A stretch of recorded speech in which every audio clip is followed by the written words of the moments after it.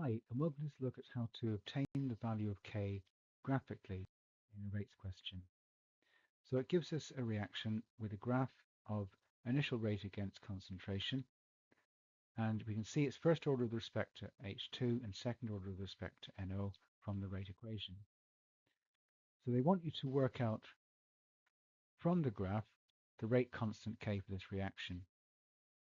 So looking at the rate equation from before, and we already know that hydrogen concentration is kept constant at 2.0 times 10 to the minus 2.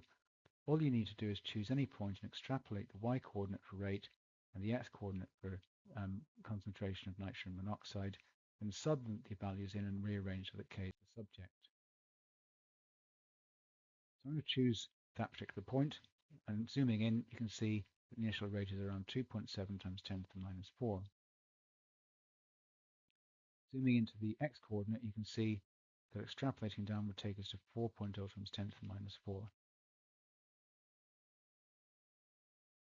So the next thing is to rearrange so k is a subject, put in the values that we've got, and that gives us 86,400.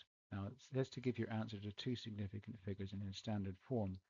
So that gives 8.6 times 10 to the minus 4, and to get the units, you need to cancel through